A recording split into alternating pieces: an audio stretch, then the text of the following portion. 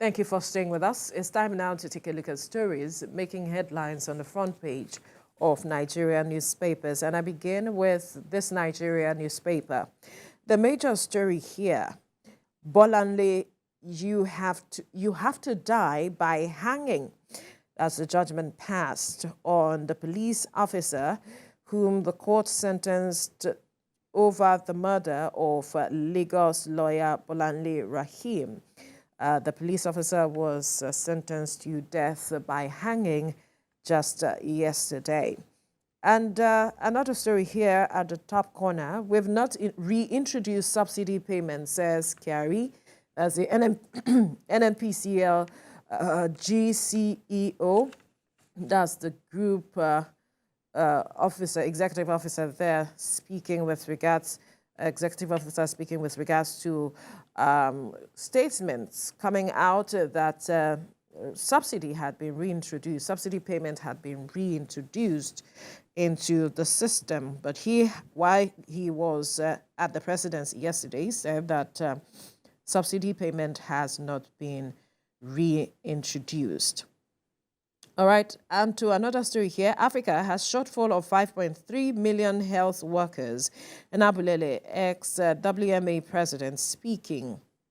Africa has shortfall of 5.3 million health workers. And Abulele, ex-WMA president, speaking. Now another story. Agbakoba berates media armchair lawyers over debates on Tinubu's certificate. Police Agbakoba berates media armchair lawyers over debates on Tinubu's certificate. The senior advocate of Nigeria has been speaking about this matter, that Nigerians should wait for the Supreme Court to decide on the matter. Another story here, Lukbobiri declares commitment to APC, denies working with Diri. Lukbobiri declares commitment to APC, denies working with Diri. This is a matter leading up to the November elections in Bayelsa. Now, another story. Wike faults EU over report on 2023 presidential polls. And there's a picture here of the Minister of the Federal Capital Territory, Nyesom Wike, speaking with the ambassador's visit in Abuja yesterday. The European Union ambassador to Nigeria, Samuela Isopi, there as they were speaking. We'll move now to the front page of the Daily Independent. The major story here, FG denies subsidy return, says market determines fuel price. Federal government denies subsidy return, says market determines fuel price. And some riders here, Tinubu saved NNPC from bankruptcy. The group executive officer there, chief executive officer speaking, Mele Kyari. Nigeria to be net exporter of petroleum products by 2024. He is also saying that. And another story, why Naira may continue to lose value by ex-CBN Deputy Governor. Tinubu's certificate saga, Agbakoba asks lawyers to stop media trial. Another story here, court sentences police officer to death for shooting lawyer dead. Israel's Netanyahu says Gaza offensive has only started. Attacks will reverberate for years. And we have seen a number of persons killed in the offensive, in the attacks, in some days now. Now, security operatives kill 67 bandits, rescue 29 kidnapped victims in Bauchi. Aviation engineers reject doctors' COS documents for members. Payment for revitalization of tertiary institutions underway. Minister is speaking and he says godfatherism has crept into university system. ASU is president is saying that. We move quickly now to the Punch newspaper. Federal government denies subsidy return. More fuel stations shut. NNPCL blames pocket of fuel queues on road delays. And it says 25 refinery licenses idle over subsidy. He's still speaking. And then we have a picture here where the slain lawyer, Lagos NBA, welcomes death sentence for killer cop. The picture of the late Bolanle Rahim here, as well as the police officer who shot her dead and has now been sentenced to death by hanging, also on the front page here of the Punch newspaper. Now, another story, domestic airlines demand jet fuel import license forex. Concerns as commercial sex workers invade Lagos malls. Leo Men, Ayedatiwa drops suit against Ondo Assembly. Those are some of the stories you find on the front page of the Punch newspaper. We'll move to the Nigeria News Direct. Controversy trails alleged secret payment of subsidies. NNPCL insists government has ceased paying subsidies.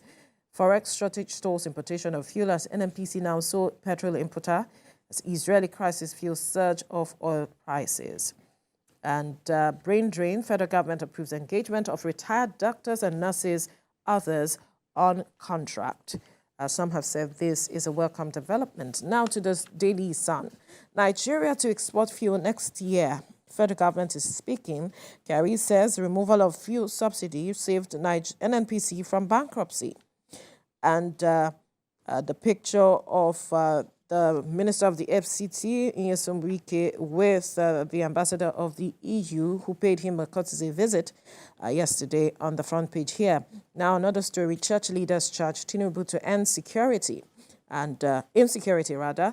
Police rescue 171 kidnapped victims from terrorists in Katsina. Some of the stories you find on the front page of the Daily Sun.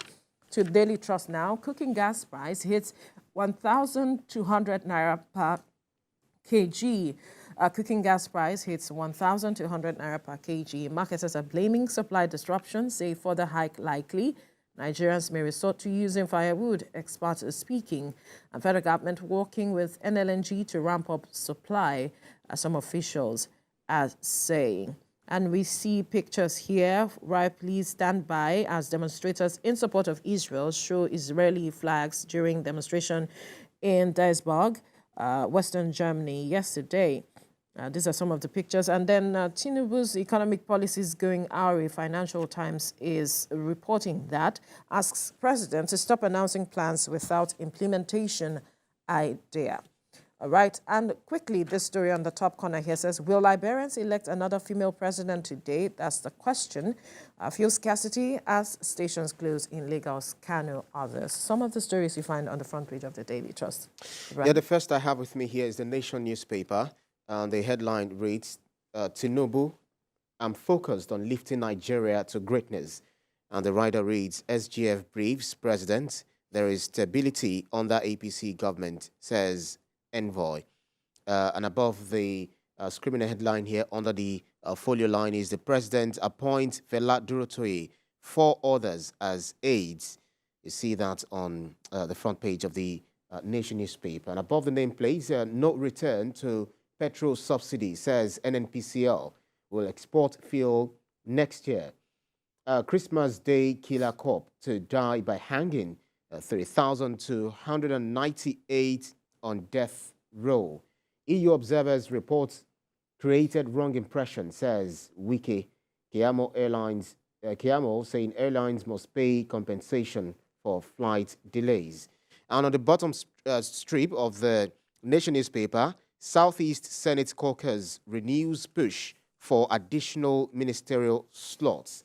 That's on the Nation newspaper. Next is the Leadership newspaper. And the scribbling headline here is on insecurity, saying 60,000 schools vulnerable to attacks nationwide, 9 years after Safe School Initiative struggles. You see that on the infographics on the front page of the newspaper. You can read that further on page 4. Israel-Palestine conflict will have minimal impact on Nigeria, that's experts. This belying the report yesterday, or dismissing the report yesterday that the impact of the Israel-Palestine conflict will affect Nigeria. Fuel subsidy has not returned, Kyari insists. That's on page 17.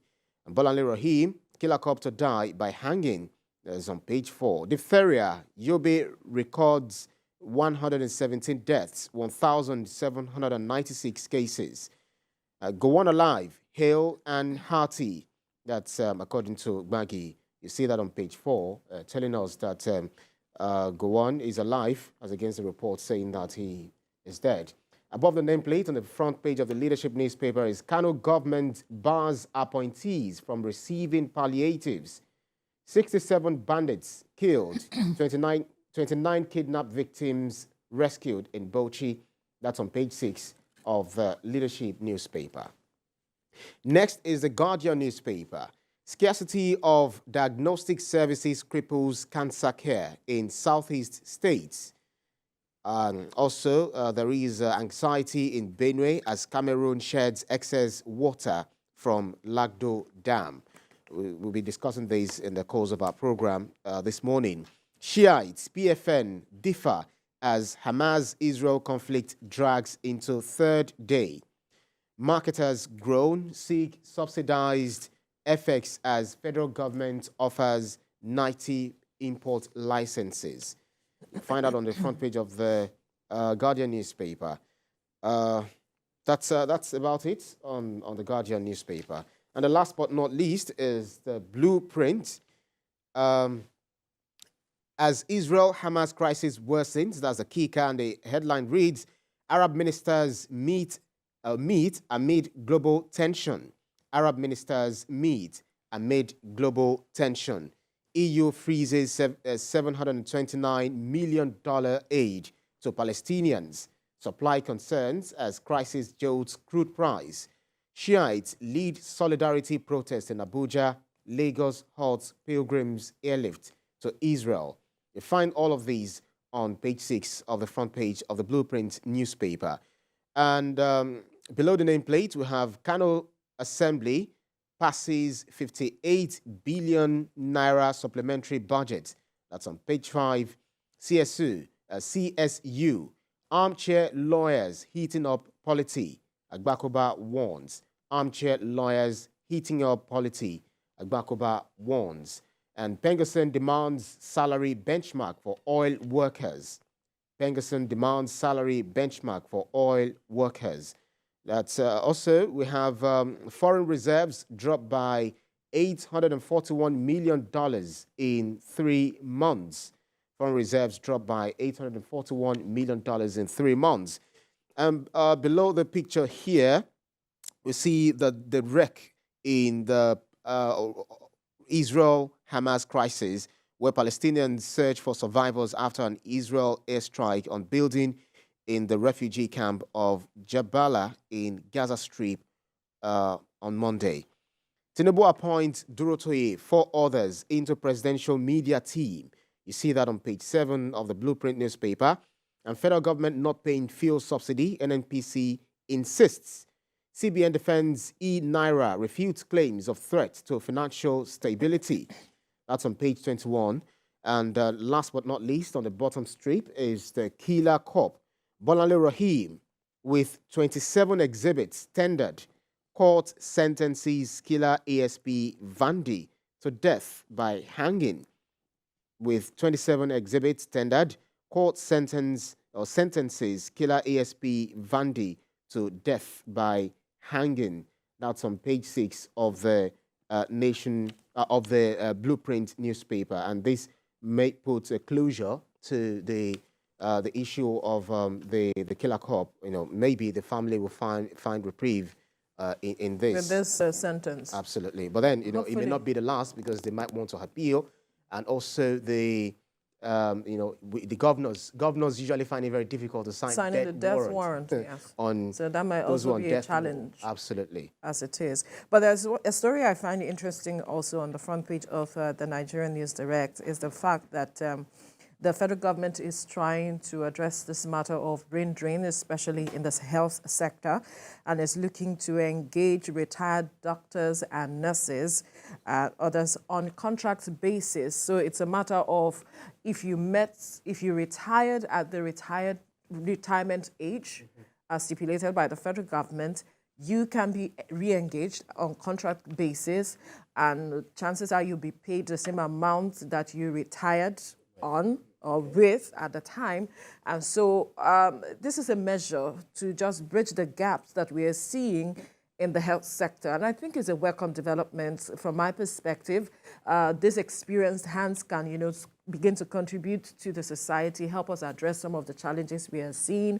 Yes, it's on contract basis. You may not be there all the time, but with your experience, you may be able to transfer knowledge to some other persons who are growing on the job. I think it's way to go. It's really way to go. You know, the fact that we're having the younger doctors who are looking forward to, you know, greener pastures in other countries, even though when the grasses are not usually greener on the other side. Well, your opinion, they will say. That's the truth. That is not always greener. You know, you have to work for what you earn, but they say that they have value for money. Yeah. But they pay taxes over there. And how much We of pay taxes How here much too. of taxes do you pay, Veronica, here in Nigeria, and compared to what you paid in Malaysia for a few months you spend there? You know, so you know that's a good. It's a way to go for the Nigerian system, and you know the fact that you're having the veterans, so to speak, you know, in the medical sector, they will be able to also help and also bring the younger generation who are coming up in this sector to have enough hands. So there might be some mentoring in the process, Absolutely. you know, because they have passed through this system over the years and have seen different cases, managed different cases. I believe that they'll be able to mentor those who are still growing on the job, as well as consult and just help the system as it is, because we need these hands, one must say. But so it's a good way to go, and we hope that the government will not renege on its agreements with them, saying that they will pay them as it is. So the job is not for free, so you can just engage governments, follow through the processes, now that the government is looking to engage